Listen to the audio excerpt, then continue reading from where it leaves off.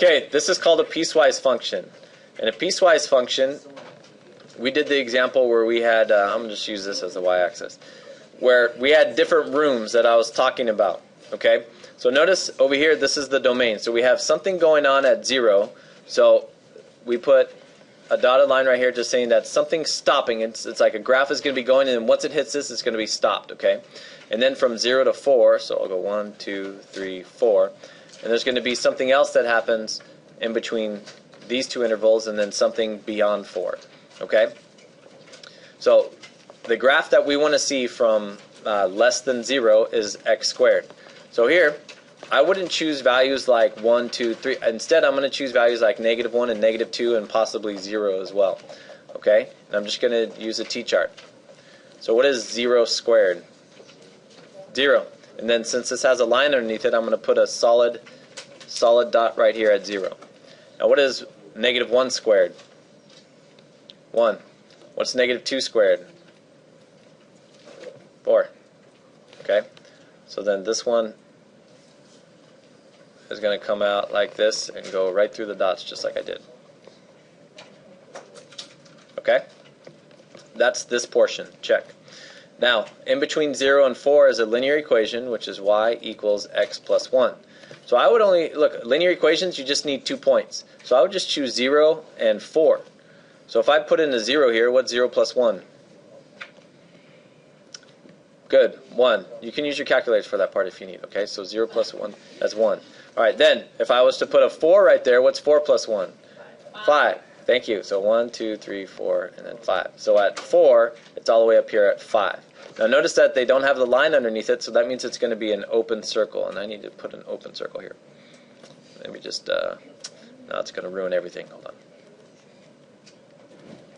Okay, there we go. Okay, open circle. Open circle, just grab it.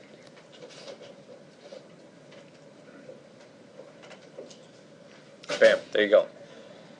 Okay, now let's do the last one. This one is y equals 5. Okay, so y equals 5 is a horizontal line at 5. So here's 5, and it looks like it's open circle starting right here, and then it's going like this.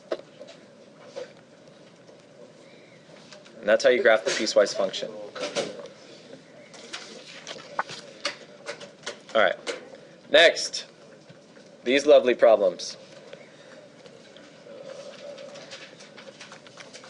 You have negative exponents, so you just have to take care of the negative exponents. I would do that first. The negative 16 stays there, though. Let's actually divide that. What's 16 divided by 2? Negative 8. The x is going to come down, and the x to the 4th is going to come up. So x to the 4th comes up, x to the negative 3rd goes down. Okay? The y to the negative 4th goes down. The y to the 9th stays down. Why does because it's not negative, right?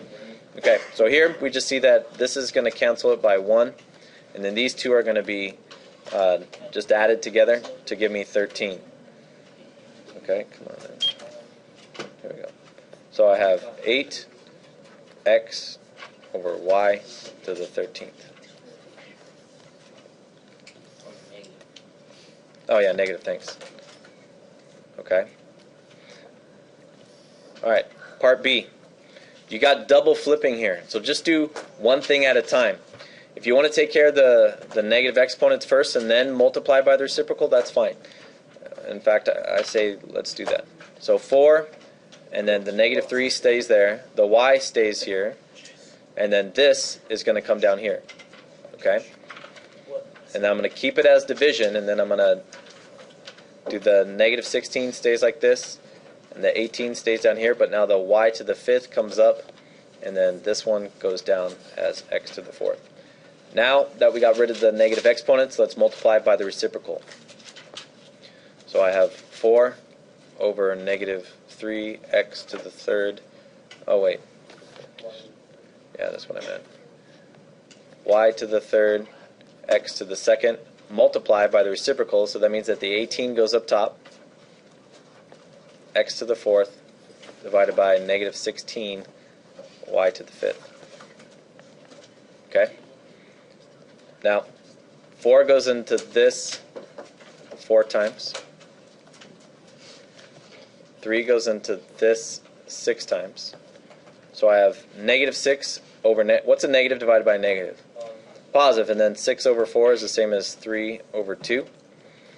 And then I've got, let's see here, x to the, what is that, squared? X squared is going to cancel out 2 of those, so that's going to be x squared up top. And then y to the 3rd and y to the 5th, that's going to be y to the 8th. Okay? I would just take your time with those. Don't try to be a superhero with that. Don't try to do multiple steps at one time. Okay, here you have to do the distributive property to everything, even the numbers. Okay? So that's going to be 2 squared, which is 4. A to the so that's going to be a to the negative 4, b to the 6, and then c to the negative 4. Okay, and then I have 6a, b, 4, c, negative 1. Alright. So 6 over 4, like we said before, that's 3 over 2. This a to the negative 4th is going to come up with this one and be a to the 5th.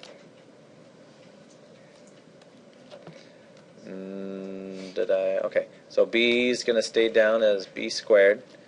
These ones are going to switch spots where the 4 is going to be up top, and then the c to the 1st will be down below, and then we just subtract. So it's going to be c to the 3rd. And that looks like that's the answer. Okay? Okay. If this has a 0 at 2, find the other roots. Okay. So this one's kind of nice. It's like a cool breeze on a hot day, because it gives you one of the solutions. You don't have to guess. So it says you've got 1, negative 1, 1, and negative 6. And we already know that one of the solutions is at 2, so 0 at 2. So we could go like this and use synthetic division to kind of, or try to find the other roots. So 1, that's going to be 2, that's 1, that's 2, that's 3, that's 6, so that's 0. Okay. So this one is now going to be x squared plus x plus 3. How do we figure out what the solutions are here? We already know x equals 2. How do we figure out the rest of them? Yeah, you're going to have to use a quadratic formula.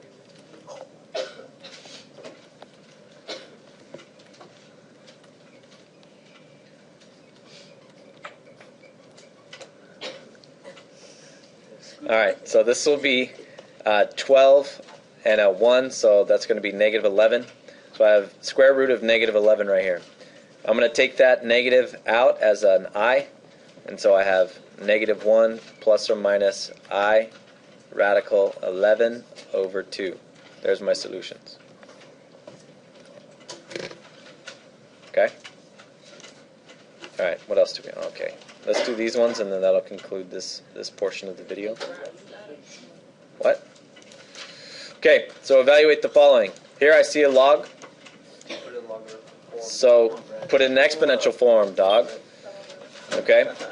So here this is going to be x to the 1/3 equals 3. Now initially looking at this, I'd run into like a roadblock, because I'd be like, wait a minute, how do I get the bases the same? I can't write this as something.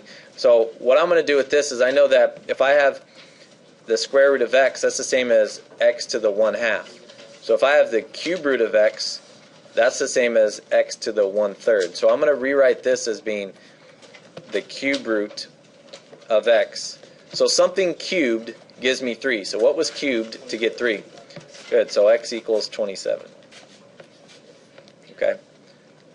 Now for this part. Here we don't see a log, but we see an e instead. How do we get rid of the e? You take the natural log of both sides. Whatever you do to one side, you have to do the other side. And that cancels that to give you just the exponents. Okay. Subtract the 3, divide by negative 2. So I have x equals natural log 4 minus 3 divided by negative 2. Okay, now I'm going to do that in the calculator, not that, this guy.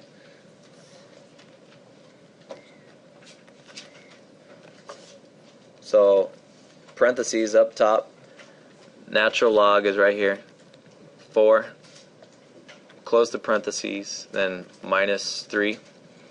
So all that's in the numerator. Then I say divided by -2. Okay, so the answer is 0.806 approximately. Okay?